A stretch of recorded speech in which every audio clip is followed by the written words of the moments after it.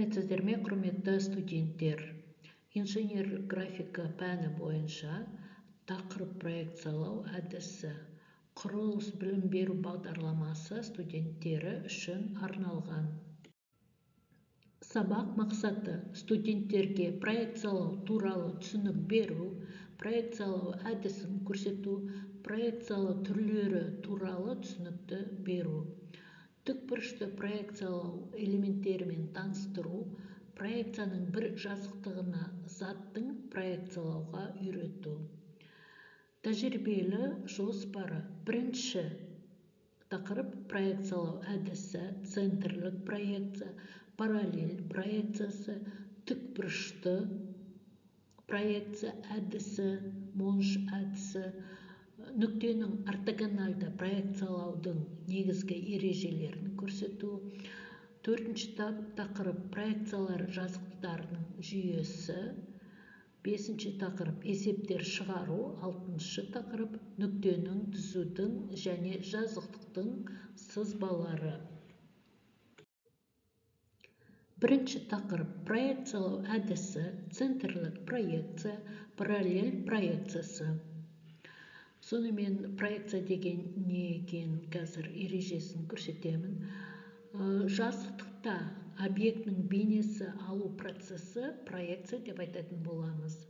Проекциялық сәулелердің бағытына байланысты проекция орталық болады және параллель болады.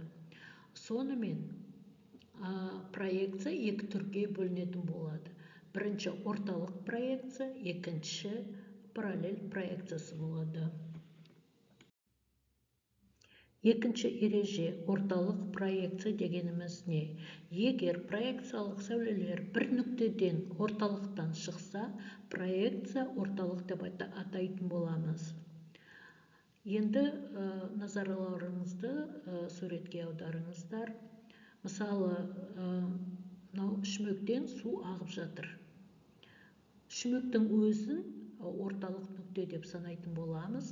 Судың өзі сәуле іздері болады. Суды тоқтатып тұрып, судың ізіне қарағанда, ол жердегі су ізі проекция деп атайтын боламыз. Неліктен бұл орынды алады? Себебі жарық сәулелері, оны кейін проекциялық сәулелер деп айтатын боламыз. Проекциялық сәулелер бір нүктеден шамнан шығады. Ал сәулелер арасындағы бұрыш сіздің досыңыздың шамға қатысты орналасуына байланысты өзгереді. Суретте мысалы көрсетілген орталық проекцияны. Объект алыстан көрінеді, немесе оны шексіз алыс нүктеден мысалы келтірілген. Мысалы, күн сәулесін сәулелермен жобалайды деп болжау керек. Содан кейін проекциялық сәулелер арасындағы бұрыштар соншалықты аз болады, сондықтан сәулелері параллель деп санауға болады. Бұл жағдайда проекция параллель деп аталады. Енді қарапайым сөзбен айтқан кезде, бұл жерде мынау проекция жазықтығы қабырға болсын. Бұл жерде шам мен қабырғаның ара қашықтығы көрсетілген. Егер мынау шамнан шыққан бір нүктеден шамнан шыққан, ол орталық проекция деп айтамыз. Мына жерде қабырғаға жақын тұрған адам шамға қатысты қарағанда проекциясы кішіректеу болады. Мына жерде проекциясы кішіректеу болады.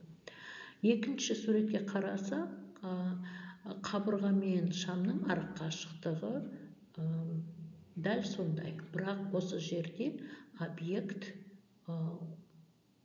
жазықтыққа қарағанда әр тұрады. Сол кезде проекциясы өзгеретін болады. Кішкене үлкендеу қылып көрсетіледі мына жерде. Үлкендеу болады проекциясы. Сондықтан проекция жасаған кезде орталық нүктеден шыққан ось ол әр қарай кеткен сайын үлкейе бастайды. Жазықтықтың проекция жазықтығының орналасуына байланысты. Жақын болса кішіректеу болады проекциясы, әр қарай кеткен сайын үлкейеді проекциясы. Үшінші ереже – параллель проекциясы. Егер проекциялық сәулелер бір-біріне параллель болса, проекция параллель деп атаймыз. Суретке қарап отырсақ, параллель проекциясы берілген. Мысалы, жаңбырдың ізі 90 градуспен түсетін болса, бір-біріне қарама-қарсы болатын болса, ол параллель проекциясы деп айтамыз. Мынау шелекті алып тастасақ, шелектің орны доп-домалақ болып түсетін болады. Содан білуге болады жаңбырдың 90 градуспен түскені. 90 градуспен түссе, бір-біріне қарама-қарсы болатын болса, ол параллель проекциясы деп айтуға болады. Қиғаш проекциясы. Бірақ қатты жел басталып, жаңбыр тамшылары өткір бұрышпен жерге түсе бастады деп елестеп көрейік. Бұл жолы құрақта пішін өзгереді. Бұрыш неғұрлым өткір болса, шелектің проекциясы соғұрлым ұзартылатын болады. Мұндай проекциялар қиғаш деп аталады. Егер параллель проекциялау кезінде проекциялау сәулелері проекция жазықтығына перпендикуляр бағытталған болса, яғни 90 градус бұрышта түсетін болса, проекциялау тікбұрышты немесе ортогональды деп аталады. Егер 90 градус бұрышта болмаса, қиғаш проекциясы деп аталады. Осымен балалар проекция әдісі тақырыбын аяқтадық. Проекцияда екі түрі болады. Орталық проекция. Орталық проекция ол да ортогональды проекция деп айтуға болады. Екінші параллель проекциясы. Параллель проекциясы ол да екі түрге бөлінетін болады.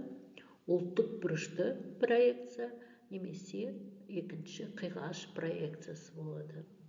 Осымен тақырыбымызды аяқтаймыз. Ендігі сабақтарда сіздерде жалғасы болады. Тікбұрышты проекциясы және Монж әдісін көрсетеміз. Монж әдісінде сіздер нүктені тікбұрышты жазықтықтың проекциясын көрсететін боламыз. Есепті шығаратын боламыз. Өстіп проекция әдісін осымен аяқтайтын боламыз. Кездескенше сау-саламатта болыңыздар.